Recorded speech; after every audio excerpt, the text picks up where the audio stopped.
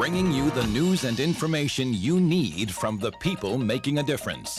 This is Comcast Newsmakers. The status of New Jersey's pensions investments, well, a lot of people say that it doesn't look good, like so many things in the recession going on at this time. But what is to be done about it, and how do we chart a new course for it? Hello, and thank you for joining us. I'm Candace Kelly, and this is Comcast Newsmakers. This hour's newsmaker is Michael Riccards. He's the executive director for the Hall Institute of Public Policy in New Jersey. And today we're talking about New Jersey's pension and investing it. Thank you very much for being with us. Thank you for having me. Looking kind of grim, all right? We know that, but how bad of a situation is it for New Jersey's pensions investments? Well, I think it's bad across the country. Sure. There's a study showing that there are significant problems with major public states that have investments such as ours. At our height, we had about $86 billion. We now have probably about $56 billion. And part of that, of course, is the tremendous decline that all of us have experienced in our portfolios. And in a sense, the state has a portfolio. So we have a major report on www.hallnj.org, which really goes through this and deals with the question of really how do we invest our money, what is the philosophy behind it, and how do we try to deal with the problems that are coming up ahead of us. The Hall Institute, you mentioned the report, the Hall Institute put out a report that talks about the history and then charting a future. What does the future look like in terms of what needs to be done about the investments? Well, we looked at a couple of things. One is that we saw a very small number of people having enormous responsibilities for investment.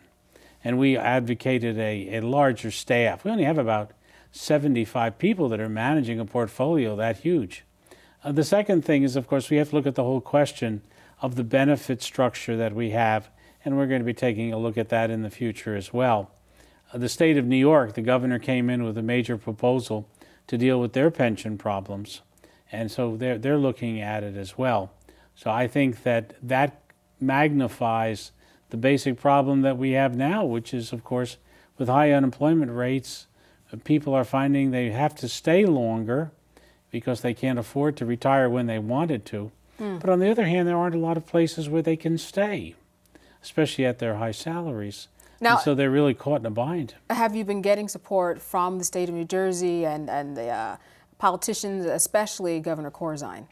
Well, I think the governor really pointed out the pension problem when he first became governor in his first State of the State address.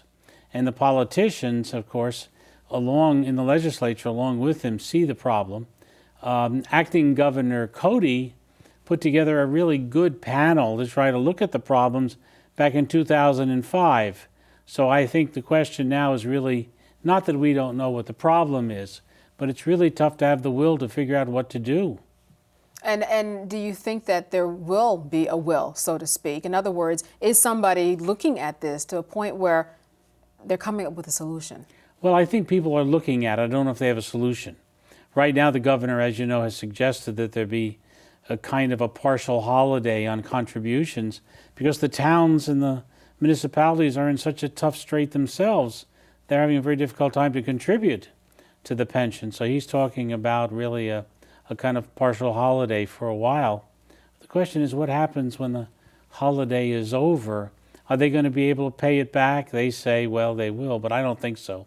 I think the state is going to have to face the fact that the localities, which are their creatures, are really not going to be able to meet those pension obligations in 3 years. Wow. Unless something really turns around, and the likelihood of that in your eyes is what? Well, I think you're talking about the entire economy turning around, and we're in a very tough position now. I'm glad I'm not Obama. But I guess at this point, what people need to do is just prepare, because as far as all reports are pointing to, it doesn't look too good. So I think the best way to look at this is that people should be prepared for anything that comes. Our contribution is to kind of show people, to enlighten them about what the problem is. All right. Well, thank you for enlightening us today. As always, very good seeing you. Thank you very much, Candace. This hour's newsmaker has been Michael Riccards, the executive director for the Hall Institute of Public Policy in New Jersey. And I'm Candace Kelly for Comcast Newsmakers. Thanks so much for watching.